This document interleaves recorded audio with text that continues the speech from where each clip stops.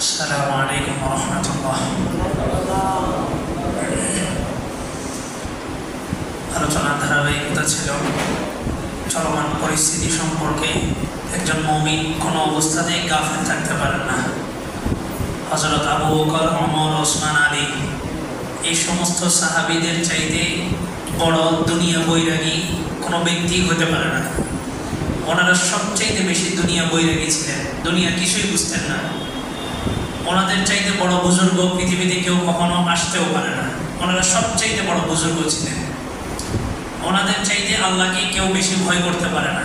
ওনারাই সবচাইতে বেশি ভয় করতেন, যার কারণে আল্লাহ বলছেন ইয়া আইয়ুহাল্লাযীনা আমানু আমিনু কামা আমানান নাস, তোমরা ওই সাহাবীদের মতোই ঈমান আনো। ওনারা ইসলামের যে অগাধ ইলম রাখতেন, ওই পরিমাণ ইলম পৃথিবীতে আর কখনো কিয়ামত পর্যন্ত কেউ রাখতে পারবে না।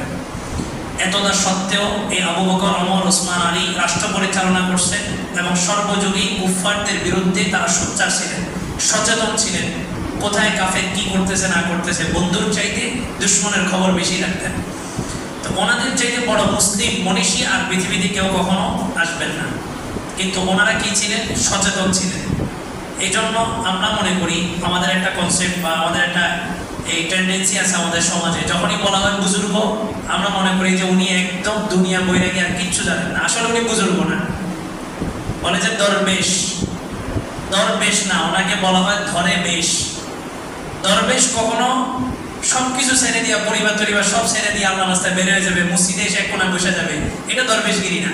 হযরত ওমরের যুগে কিছু সাহাবী একবার মসজিদে নববীতে আইসা এক কোণায় বৈশা বাস দুনিয়া বৈরাগী হয়ে গেছে, পরিবার টরিবার সব ছেড়ে দিয়েছে। হযরত ওমর এসে বলে যে তোমরা কেন এখানে বসে আসো? আজকে অনেকদিন যাবত দেখতেছি তোমরা মসজিদে অবস্থান করতেছ। তো বলে যে আমরা আমাদের পরিবার পরিজন সবকিছু ছেড়ে দিয়ে আসছি, আমরা আল্লাহর জন্য মসজিদে ঢুকে গেছি। তো বলে যে একটু অপেক্ষা করো। মসজিদের বাইরে লাঠি ছিল, আয়েশা দিছে মায় পিঠায় বলছে জাজিরাতুল আরবের ভিতরে যেন দ্বিতীয়বার তোমাদেরকে কোনোদিন না দেখি। সবকিছু আছে, সুস্থ সবল, মসজিদে আল্লাহর উপরে ভরসা করে মসজিদে বসে আছে। এখনকার যুগে আমরা দরবেশ মানে মনে করি আল্লাহর ওলি, বুজুর্গ। ওনার নিদর্শন কি?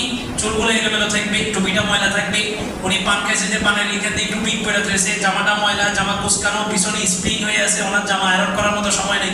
আসলে এগুলো দরবেশ না, ধরে বেশ। দরবেশ এবং আল্লাহর ওলি প্রকৃত বুজুর্গ।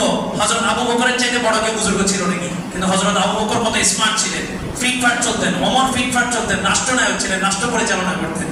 আর আমরা মনে করি দরবেশ বুজুর্গ মানে মসজিদে বসে যাবে, এক কোণায় বসে জিকির করবে, আর ওনার কোনো দুনিয়ার কোনো খোঁজ খবর নেই। তো হযরত ওমর, আবু বকর, ওসমান, আলী এনারা যুগ সম্পর্কে সচেতন ছিলেন। সুতরাং একজন মুমিন যখনই নিজেকে মুমিন দাবি করবে, তার সর্বপ্রথম বিষয় হচ্ছে বন্ধুর চাইতে শত্রুর খোঁজ খবর বেশি রাখতে হবে, যে মুসলমানদের ইসলাম নিয়ে কি পরিমাণ ষড়যন্ত্র চলতেছে।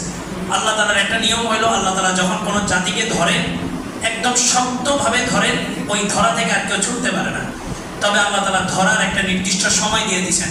ওই সময়ের এক পর্যন্ত আল্লাহ তাআলা প্রত্যেককে স্বাধীনতা দিয়ে দিয়েছেন। সূরা তারিকের মধ্যে আল্লাহ বলেন ফামাহিলিল কাফিরিনা আমহিলহুম রুয়াইদা, কাফেরদেরকে নির্দিষ্ট একটা সময় পর্যন্ত ছাড় দেওয়া হয়।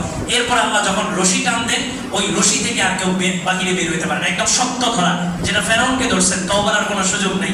আবু জাহেল, উতবা, শাইবা, কারুনকে ধরছেন, যেটা থেকে বাঁচার আর সুযোগ নেই। আদ জাতি, সামুদ জাতি এদেরকে আল্লাহ ধরছেন, বাঁচার আর কোনো সুযোগ দেন নেই। এমনই একটা ধরা আল্লাহ তাআলা শেষ জামানায় ধরবেন কাফেরদেরকে, যে ধরার সূচনাটা শুরু হবে আমাদের ভারত উপমহাদেশ থেকে। আল্লাহ রাসূল স্পেসিফিক ভাবে বলে দিয়েছেন গাজওয়াতুল হিন্দ, হিন্দুস্তানে একটা যুদ্ধ হবে। এই যুদ্ধটাই পুরো পৃথিবীর রুট মডেল, পুরো পৃথিবীর রুট লেভেলটা বলে দিবে যে কোন রাস্তায় মুসলমানরা চলতে হবে, কোন রাস্তায় মুসলমানরা যাবে। আজকে আপনি তাকায় দেখেন, পাশের রাষ্ট্র ভারত, সে তার জুলুম, মুসলমানদের উপরে জুলুমের সর্বোচ্চ স্তর পার করে ফেলছে। যেখানে পাইতেছে একজন গাড়ির ড্রাইভারকে দাঁড় করাইছে, নাম কি? বলছে নুরুল আমিন। তো বলে যে এটা মুসলমান নাম, ওখানেই মারা শুরু করছে, শুধু মুসলিম নামের উপরে মারা শুরু করছে। আজকে আপনি বহুত আরামে আছেন, টুপি নিয়ে মারামারি করেন, তারপর পাঞ্জাবি নিয়ে মারামারি করেন, এই দল ওই দল কত কিছু নিয়ে মারামারি করতেছে। আর ওখানে শুধুমাত্র মারতেছে কেন? কি জামাত ইসলাম হওয়ার কারণে, হেফাজত হওয়ার কারণে, তাবলীগ, চরমনায়? কিছুই না, শুধুমাত্র মুসলিম নামের উপরে মারা হইতেছে। আর সবাই মুসলমান, কিন্তু মুসলমানই শুধুমাত্র এই দলের কিছু নাম দিয়া সব আমরা আলাদা আলাদা হয়ে গেছি। চতুর্দিক থেকে আমাদের বাংলাদেশের ভৌগোলিক ম্যাপটা যারা দেখছেন জানেন, আমাদের একদিকে সাগর, তিন দিকে আমাদের ভারত। একদিকে সাগর, তিন দিকে ভারত। আজকে মনে করেন ফিলিস্তিন, তারপরে আফগান, যে সমস্ত অঞ্চলগুলোতে যুদ্ধ হয়েছে, মুসলমানদের উপরে নির্যাতন চলতেছে, এই সমস্ত মুসলমানদের পালানোর জায়গা আছে, চতুর্দিক থেকে তাদের পালানোর জায়গা আছে। কিন্তু আমি আর আপনি এমন একটা জায়গায় আছি, মাস শুরু হইলে একদিকে সমুদ্র হয়তো আত্মহত্যা করবে, আর তিন দিকে আপনার দুশ্মন আছে। প্রস্তুতি এখন থেকে নিতে হবে। ভারতকে চতুর্দিক থেকে সমস্ত রাষ্ট্রগুলো কোণঠাসা করে ধরছে। ভারত বাংলাদেশের যেভাবে আমাদের বর্ডার গার্ডগুলোকে মারতেছে, পারবে চীনের দিকে একটা মারতে, পারবে পাকিস্তানের দিকে একটা মারতে। গতকালকে দেখলাম তাদের মিটিং করছে, সেনাপ্রধান মিটিং থেকে উঠে চলে গেছে, যে তাদের সাহস নেই পাকিস্তানের সাথে তারা যুদ্ধ করবে, সশস্ত্র যুদ্ধ। পারতেছে কাদের সাথে? আমাদের সাথে। জুলাই বিপ্লবের আগ পর্যন্ত একটা গতি চলছে, জুলুম নির্যাতনের সবকিছু, বাংলাদেশের সবকিছু সুযোগ সুবিধা তারা ভোগ করছে। পাকিস্তান বলছে নদীতে হয়তো পানি আসবে, আর না হয় ভারতীয় সেনাদের রক্ত প্রবাহিত হবে, এরকম একটা হুমকি দিছে।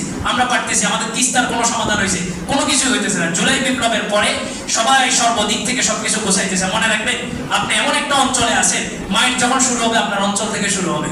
গাজওয়াতুল হিন্দের জিহাদের ঘোষণা আসবে। তারা কি করছে? আমাদের এই পুরা ভারত উপমহাদেশের ইসলামের সর্বপ্রথম দুর্গ, যেই দুর্গ না থাকলে ভারত উপমহাদেশে ইসলাম থাকতো না, এটার নাম হচ্ছে দারুল উলুম দেওবন্দ। এই দারুল উলুম দেওবন্দের তারা 1 তারিখ পর্যন্ত ঘোষণা দিয়েছে, 1 তারিখের মধ্যে দারুল উলুম দেওবন্দ বন্ধ করতে হবে। গত 5 বছর আগে দারুল উলুম দেওবন্দের মাহমুদিয়া একটা পাঠাগার লাইব্রেরি ছিল, ওই লাইব্রেরির মধ্যে গাজওয়াতুল হিন্দের একটা হাদিস পাওয়া যাওয়ার কারণে তারা বলছে পুরো লাইব্রেরিটাকে জ্বালায় দিবে। কোথায়? আমাদের মুসলমানদের একদম সবচেয়ে শক্ত মজবুত দুর্গ যেটা, সেটার উপরে। আর এখনো আমরা বলছি যে আমাদের উপরে এখন আক্রমণ আসে নাই। আরেকটু আসুক। একবার বন্যা দিয়ে সাইজ করছে, আমরা সবাই কি করছি? নিস্তালা থেকে এখন কোথায় উঠে গেছি? দোতলা উঠে গেছি। কিন্তু আমরা যেটা প্রতিহত করতে হবে, একটা অ্যাটাকিং পজিশনে আসতে হবে, এটাতে আমরা নেই। আমরা ডিফেন্স করি। তো আল্লাহ বলে যে দেখি কতটুকু তুমি জুলুম সহ্য করতে পারো। জালেমকে আরো মোটা বানায় দিছে।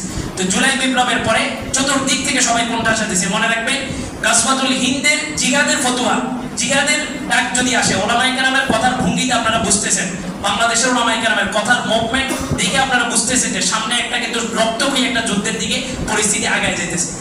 এই ডাকটা যদি আসে, মনে রাখবেন, ডাক আসবে করাচি থেকে, ডাক আসবে দারুল উলুম দেওবন্দ থেকে, ডাক আসবে ঢাকা থেকে। মারামারি হবে আপনার এই বর্ডার অঞ্চলটা থেকে, যত ক্ষতি হবে সব আপনার এই বর্ডার অঞ্চলটাতে। সুতরাং ঢাকার মানুষ সচেতন হইল কি হয় নাই ওটার দিকে তাকায় না, আপনার নিজের প্রিপারেশন কি আছে ওটার দিকে তাকায়।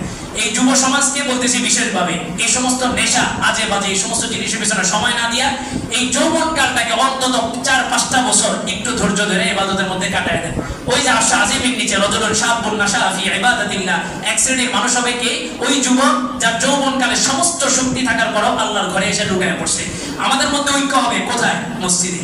আপনি বিভিন্ন দল করতে পারেন, কিন্তু মসজিদে এসে এক ইমামের পিছনে সবাই দাঁড়ায় গেছেন, কারো কোনো পরিচয় নেই। সবার পরিচয় একটাই, কি আমরা কি মুসলমান, আর এখন নামাজ পড়তে আসছে আমরা মুসল্লি। সামনের ভবিষ্যতের দিকে তাকায় যুব সমাজকে বলতেছি, নিজেরাও মসজিদমুখী হন, আপনাদের বন্ধু বান্ধব যারা আছেন তাদেরকে মসজিদের দিকে নিয়ে আসেন। সামনে এমন একটা লড়াই হতেছে, আল্লাহ রাসূল বলছেন এই লড়াইয়ে এমন একটা বাহিনী হবে যাদেরকে পরাস্ত করার মতো কেউ থাকবে না। ইমাম মাহদী আলাইহিস সালাম আসবেন। আল্লাহ রাসূল বলেন, ইউসলিহুল্লাহু ফি লাইলাতিন ওয়াহিদা, এই ইমাম মাহদীকে খেলাফতের নেতৃত্ব যোগ্য বানাবেন আল্লাহ তাআলা শুধুমাত্র এক রাতের মধ্যে উনি খেলাফতের যোগ্য হয়ে যাবেন। সামনে যে যুদ্ধ আসতেছে, এটা সশস্ত্র যুদ্ধ না, এটা হচ্ছে আধ্যাত্মিক একটা যুদ্ধ হবে।